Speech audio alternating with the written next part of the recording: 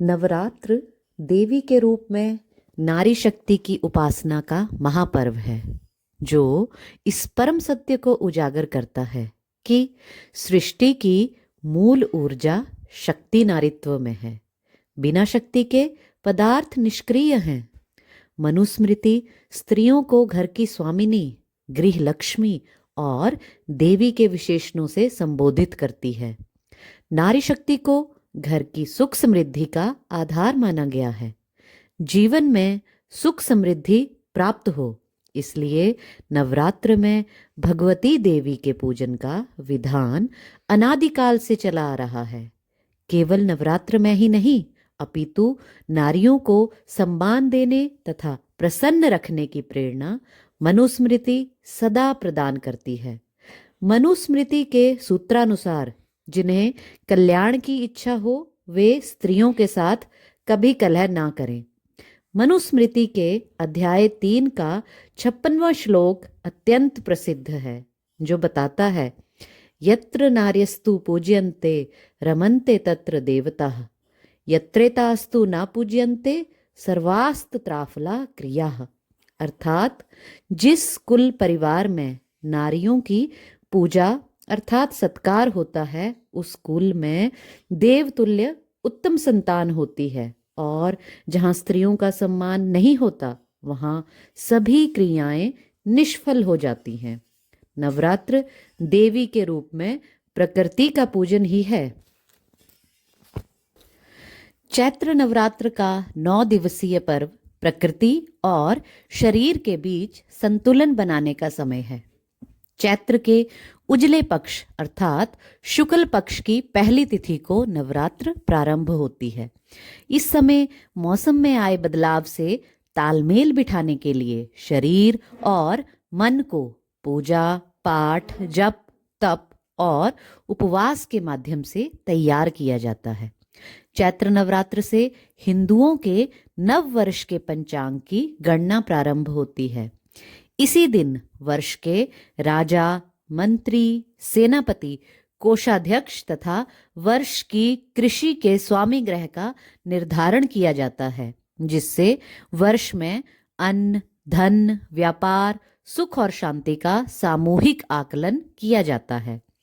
नवरात्र में देवी नवदुर्गा और 9 ग्रहों की पूजा का विधान है, ताकि पूरे वर्ष अनिष्ट ग्रहों की स्थिति अनुकूल रहे और जीवन में खुशहाली बनी रहे। प्रचलित मान्यताओं के अनुसार चैत्र नवरात्र के प्रथम दिन आदिशक्ति प्रकट हुई और देवी के आग्रह पर ब्रह्मा जी ने सृष्टि के निर्माण का कार्य प्रारंभ किया। इसलिए चैत्र शुक्ल पक्ष की प्रतिपदा से हिंदू नववर्ष, जिसे संवत्सर कहते हैं, प्रारंभ होता है। ऋतु परिवर्तन के समय आसुरी शक्ति के प्रतीक रोग और शोक के शमन के लिए नवरात्र के दौरान हवन, पूजन और उपवास द्वारा शरीर और मन के शोधन का विधान है।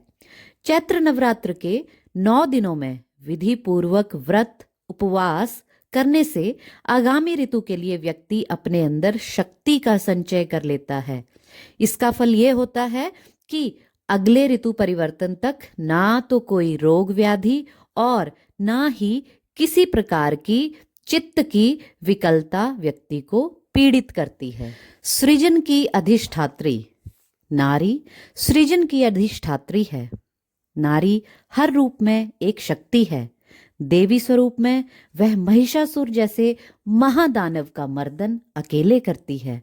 जब जब आसुरी प्रवृत्तियां सिर उठाती हैं, तब तब उनका संहार करने के लिए देवी शक्ति का प्रादुर्भाव होता है। मार्कंडेय पुराण का सर्वाधिक महत्वपूर्ण भाग दुर्गा सप्तशती है, जिसमें मां भगवती के 3 चरित्रों का वर्णन है। प्रथम चरित्र में सूरत एवं समाधि वैश्य का संवाद है। मध्यम चरित्र में महिषासुर वध की अद्भुत कथा का वर्णन है। उत्तम चरित्र में शुंभ निशुंभ 2 दानवों का वर्णन है, जिन्होंने इंद्रादि देवताओं को युद्ध में हराकर उन्हें स्वर्ग से निकाल दिया और स्वयं त्रिलोकी के अधिपति बन गए। इस चरित्र में मां भगवती ने धूम्रलोचन वध, चंडमुंड वध, रक्तबीज वध तथा शुंभ निशुंभ दोनों का संहार कर त्रिलोक के असुरों से बचाया और देवताओं को साम्राज्य वापस दिलाया। जगत जननी श्री दुर्गा की उपासना सर्व विघ्नों को दूर करने वाली है और समस्त मनोरथों को पूर्ण करने वाली अमोघ उपासना है। दुर्भाग्यग्रस्त व्यक्ति भी जब अंतर्मन से देवी की आराधना करता है तो उसके भाग्य में सौभाग्य और सुख की वृद्धि होने लगती है। भक्तों द्वारा देवी की पूजा प्रतिदिन की जाती है। चैत्र शुक्ल पक्ष के नवरात्र में की जाने वाली दुर्गा आराधना के संबंध में स्वयं श्री भगवती कहती हैं, हे महर्षियों, जो मनुष्य इस लोक में चैत्र नवरात्र आने पर मेरी पूजा करते हैं और भक्ति से मेरी स्तुति करते हैं, वे निश्चय ही अपने सभी मनोरथों को प्राप्त करते हैं और उनके घर में लक्ष्मी रूप में मैं नित्य निवास करती हूँ। शक्ति बिना सब अधूरा है। भगवान शिव के साथ माता पार्वती, कृष्ण के साथ राधा, राम के साथ सीता और विष्णु के साथ लक्ष्मी ही पूर्णता का प्रतीक है। भगवान शंकर स्वयं माता पार्वती से कहते हैं, हे पार्वती, शक्ति के बिना मैं शव के समान हूँ। जब मैं शक्ति युक्त होता हूँ तभी सबकी मनोकामनाएं पूर्ण कर पाता हूँ। जन्म और मोक्ष को संभव बनाने के लिए परम शक्ति की आवश्यकता है। तो नारी शक्ति के सम्मान का पर्व है नवरात्र, जो स्त्री को स्वयं की तथा समाज को उसकी शक्ति का स्मरण कराता है। नवरात्र का पर्व स्त्री शक्ति के सम्मान को प्रतिष्ठित करता है। हर सफल व्यक्ति की उन्नति में किसी न किसी नारी की महत्वपूर्ण भूमिका होती है। ज्योतिष शास्त्र में नारी का प्रतिनिधित्व शुक्र ग्रह करता है।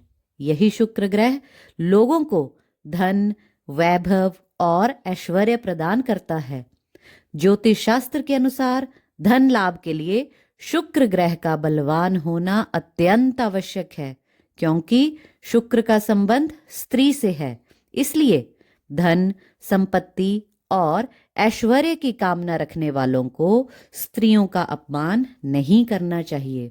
स्त्रियों को प्रसन्न रखने का हर संभव प्रयास करना चाहिए।